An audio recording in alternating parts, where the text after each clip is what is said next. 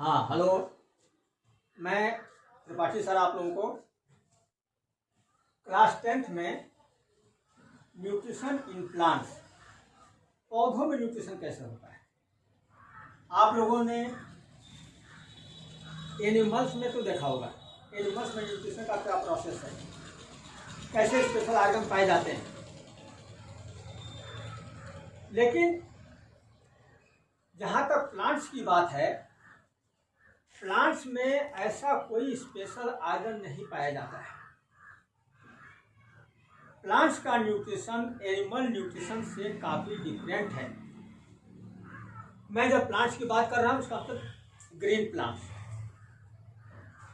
Green plants ही इस पृथ्वी पर दुनिया में ऐसे ऑर्गेनिज्म हैं जो एटमॉस्फेयर के इनऑर्गेनिक मटेरियल अकार्बनिक चीज़ों से कार्बनिक पदार्थों का संश्लेषण या सिंथेसिस करते हैं।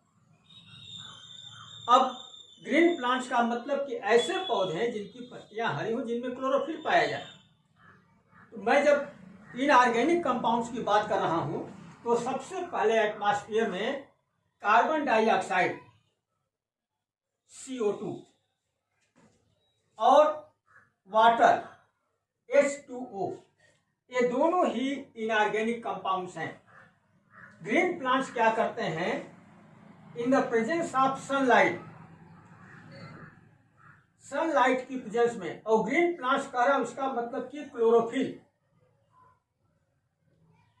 ग्रीन प्लांट्स का मतलब है क्लोरोफिल, पत्तियों में क्लोरोफिल पाई जाती है। तो green plants carbon dioxide water की सहायता से सनलाइट की प्रेजेंस में ऑर्गेनिक कंपाउंड्स सिंथेसिस करते हैं और उसको लोग कहते हैं वो ग्लूकोज होता है, C6H12O6 ग्लूकोज। कुछ वाटर मॉलिक्यूल बच भी जाता है और ऑक्सीजन रिलीज होती है। हम लोग ऐसे इसको तीर से ऊपर दिखाते हैं, इसका मतलब कि इसमें ऑक्सीजन रिलीज होती है। थोड़ा सा बैलेंस कर लेते हैं, 6 मॉलिक्यूल इसके होते हैं, 12 मॉलिक्यूल इसके होते हैं, 6 मॉलिक्यूल वाटर के बच जाते हैं। This is carbon dioxide, this is water, sunlight, chlorophyll, glucose का फॉर्मेशन होता है, ऑर्गेनिक कंपाउंड है। 6 मॉलिक्यूल वाटर के बच भी जाते हैं और ऑक्सीजन रिलीज होती है। अब जो ऑक्सीजन रिलीज होती है ये वाटर के फोटोलिसिस से होती है। कभी क्वेश्चन पूछ दे कि इसमें जब पौधे भोजन बनाते हैं तो वो ऑक्सीजन कहाँ से आती है, क्योंकि यहाँ भी ऑक्सीजन है CO2 में, यहाँ भी ऑक्सीजन है।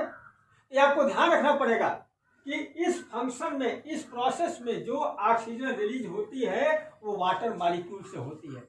इसको फोटोलिसिस भी कहा जाता है और ये सनलाइट की प्रेजेंस में ही होती है। अब इस पूरे प्रोसेस को हम लोग फोटोसिंथेसिस कहते हैं।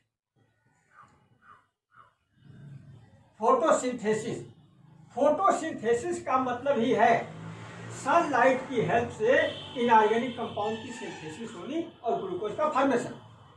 अब यही ग्लूकोज जो ऑर्गेनिक कंपाउंड है पौधों के लिए भोजन है, पौधों के लिए न्यूट्रिशन है। तो हम कह सकते हैं कि पौधों में जो फूड या ऑर्गेनिक कंपाउंड्स का फॉर्मेशन होता है वो पत्तियों में होता है। ग्रीन प्लांट, किसी प्लांट में स्टेम में भी हो जाता है, लेकिन हम ओवरऑल ये कह सकते हैं कि पत्तियों में फोटोसिंथेसिस का फंक्शन होता है। अब देखिए आप लोग, जब पत्तियों की बात हो रही है, थोड़ा सा पत्तियों का स्ट्रक्चर भी आपको पता होना चाहिए। लिप्स में जो भी लिप्स होती हैं, कुछ चौड़ी होती है, कुछ पतली होती हैं। चौड़ी पत्तियों में ऊपर का भाग, नीचे का भाग होता है, इनमें स्टोमेटा पाए जाते हैं। स्टोमेटा छोटे छोटे पोर्स हैं जिनसे गैसों का एक्सचेंज होता है, गैसेज का एक्सचेंज होता है। जैसे एटमॉस्फेयर से CO2 आनी है, स्टोमेटा से आएगी पत्तियों में। ऑक्सीजन बाहर निकलनी है तो स्टोमेटा से ही बाहर निकलेगी। तो स्टोमेटा मेन पॉइंट्स हैं जो पत्तियों में पाए जाते हैं और बहुत ज्यादा संख्या में पाए जाते हैं। मैं छोटा सा स्ट्रक्चर स्टोमेटा का बना देता हूं, ये बड़ा इंपॉर्टेंट है। स्टोमेटा, इसमें 2 गार्ड सेल्स होती हैं, ऐसे 2 गार्ड सेल्स होती हैं। इन गार्ड सेल्स के अंदर बहुत सारे क्लोरोप्लास्ट पाए जाते हैं और ये गार्ड सेल्स जो हैं इनका आउटर पार्ट थोड़ा सा ऐसे ऐसे थोड़ा सा इनर पार्ट चौड़ा ऐसे होता है और थोड़ा पतला होता है। वाटर जब एब्जॉर्ब करती हैं ये टर्जिड हो जाती है, फूल जाती है। फूलने के साथ ही स्टोमेटा खुल जाते हैं। दिन में सनलाइट के समय स्टोमेटा खुले रहते हैं, लेकिन जब लाइट होती है रात में यहाँ से वाटर निकल जाता है, ये जल जाते हैं ऐसे और स्टोमेटा के पोर्स जो है वो क्लोज हो जाते हैं, बंद हो जाते हैं। लेकिन इनका खुलना इनका बंद होना टर्जिडिटी पर डिपेंड करता है, वाटर टर्जिडिटी पर डिपेंड करता है। अब ये जो इक्वेशन है फोटोसिंथेसिस का इक्वेशन, ये आप लोगों को पूरा याद करना पड़ेगा, रखना पड़ेगा। इसके बाद इसमें दो एक्टिविटी भी पूछता है। जैसे मान लीजिए मैंने आपको बताया कि कार्बन डाइऑक्साइड जरूरी है, वाटर जरूरी है, सनलाइट जरूरी है, क्लोरोफिल जरूरी है। आप लोग की बुक्स में दो एक्टिविटी दी हुई है, एक क्लोरोफिल की, एक कार्बन डाइऑक्साइड की। वाटर के बगैर तो कुछ नहीं होने वाला है, ये तो आप, इसलिए वाटर से तो कोई, वाटर के बिना तो कोई भी रिएक्शन ही नहीं होगा। वाटर तो कंपल्सरी है ही है। हम लोग सबसे पहले क्लोरोफिल के बारे में देखते हैं एक्टिविटी कि क्या क्लोरोफिल जरूरी है। तो एक ऐसा पौधा क्रोटॉन, क्रोटॉन का पौधा जो होता है उसकी पत्तियां चित्तीदार होती हैं और उन पत्तियों में जगह जगह ग्रीन स्पॉट्स पाए जाते हैं, जगह जगह ग्रीन स्पॉट्स पाए जाते हैं। तो हम लोग क्या करते हैं, किसी पौधे को लगभग 3 दिन तक 72 घंटे तक अंधेरे में रखते हैं। अंधेरे में रखने के बाद उसको बाहर निकालते हैं और जहां जहां ग्रीन स्पॉट्स हैं उसको पेंसिल या किसी चीज से, ऐसी मार्कर से उसको ऐसे निशान बना देते हैं। 3-4 घंटे तक उस पौधे को, जो पॉटेड प्लांट है गमले में लगा हुआ है, उसको 3-4 घंटे धूप में रखते हैं ताकि फोटोसिंथेसिस हो। पहले हमने अंधेरे में रखा, वो स्टार्च सारा निकल गया है, हमको स्टार्च टेस्ट करना है। तो जब धूप में रखते हैं तो इसमें फोटोसिंथेसिस होती है, स्टार्च वगैरह का फॉर्मेशन होता है, भोजन बनता है। 3-4 घंटे के बाद पत्ती को तोड़ लेते हैं, पौधे से तोड़ लेते हैं, इसको पानी में उबालते हैं, बॉयल करते हैं, बॉयल पानी में। उसके बाद इसका थोड़ा सा इसको एल्कोहल में भी बॉयल करते हैं। अब डायरेक्ट एल्कोहल को हम बॉयल नहीं कर सकते हैं हीट पर, तो एल्कोहल को किसी बीकर में रख के और पानी के अंदर रखा जाता है। पानी गर्म होगा तो एल्कोहल गर्म होगा। तो इस पत्ती को पहले वाटर में बॉयल करते हैं, फिर एल्कोहल में बॉयल करते हैं, उसके बाद पत्ती को फिर वाटर से वॉश कर लेते हैं और इस पर कुछ बूंदे टिंचर आयोडीन सॉल्यूशन होता है वो डालते हैं। वो टिंचर क्या करता है, ग्लूकोज से रिएक्शन करके ग्लूकोज को बिल्कुल डार्क ब्लू में बदल देता है।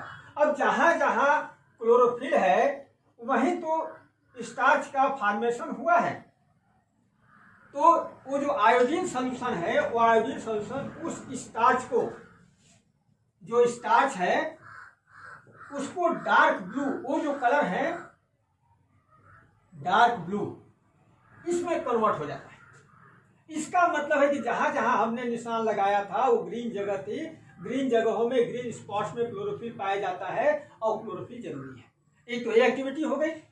दूसरी एक्टिविटी मैं आपको बताता हूं कार्बन डाइऑक्साइड की। Carbon dioxide is necessary for photosynthesis. एक बड़ा सा जार ले लेते हैं, चौड़े मुंह वाला जार ले लेते हैं। उस जार को, जैसे मैंने पहले बताया है कि पॉटेड प्लांट हो उसको 72 घंटे अंधेरे में रखते हैं, वैसे ही एक पौधे को 72 घंटे अंधेरे में रखने के बाद उसकी एक पत्ती, गमला में लगा हुआ हो, उसकी एक पत्ती को इसके अंदर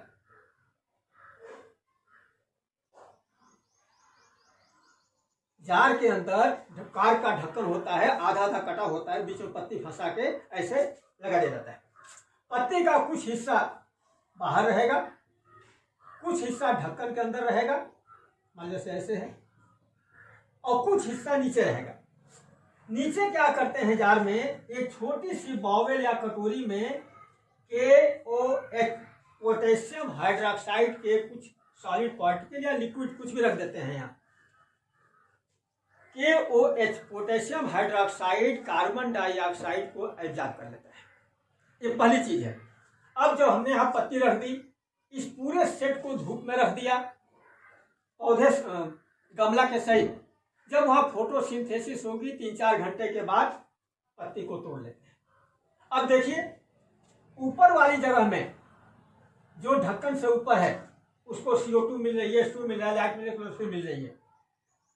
नीचे वाले पार्ट को CO2 नहीं मिल रही है क्योंकि सारा CO2 KOH ने एब्जॉर्ब कर लिया है। अब इस पत्ती को तोड़ के सेम वही आयोडीन सोल्यूशन वाला जो टेस्ट करते हैं, आयोडीन टेस्ट वही करते हैं। पहले पानी में उबालेंगे, एल्कोहल में उबालेंगे, वाटर से वॉश करेंगे, फिर वो आयोडीन सोल्यूशन डालेंगे। तो हम देखेंगे कि पत्ती का जो हिस्सा इसके बाहर था वो तो पूरा का पूरा डार्क ब्लू हो जाएगा, मतलब वहाँ स्टार्च बना है, फोटोसिंथेसिस हुई है। लेकिन जो अंदर का हिस्सा है इसको CO2 नहीं मिली। जब CO2 नहीं मिली तो यहाँ फोटोसिंथेसिस नहीं हुई, ऐसे ब्राउन का ब्राउन रह जाएगा। ये 2 एक्टिविटी आपकी किताब में दी हुई है।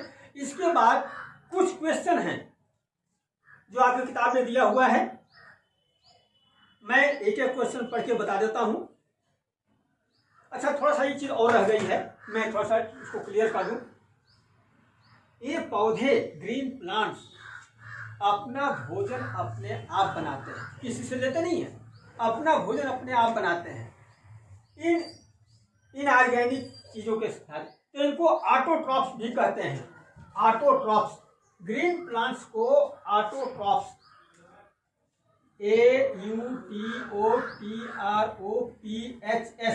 हिंदी में कहते हैं स्वपोषी। तो हम कह सकते हैं कि ग्रीन प्लांट्स ही पृथ्वी पर ऐसे हैं जो इनऑर्गेनिक मटेरियल से अपना भोजन खुद तैयार कर लेते हैं। Only green plants are autotrophs. इसके अलावा जितने भी जीव हैं, जितने ऑर्गेनिज्म हैं, वो सब के सब हेटेरोट्रॉप्स हैं।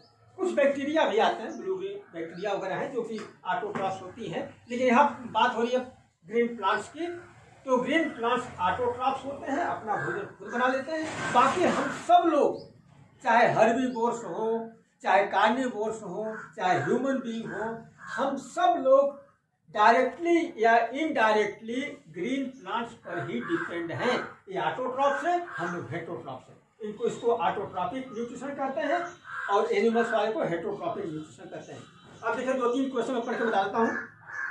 Question number 1, what are differences between autotrophic and heterotrophic nutrition. अब उसमें आप लोगों को एनिमल्स का भी देखना पड़ेगा।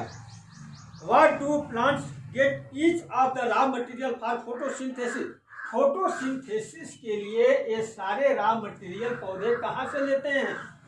What is the role of acid in stomach. अब एनिमल ह्यूमन डाइजेस्टिव सिस्टम में पूछ रहा है कि जो स्टमक में एसिड रिलीज होता है, हाइड्रोक्लोरिक एसिड, उसका फंक्शन क्या है।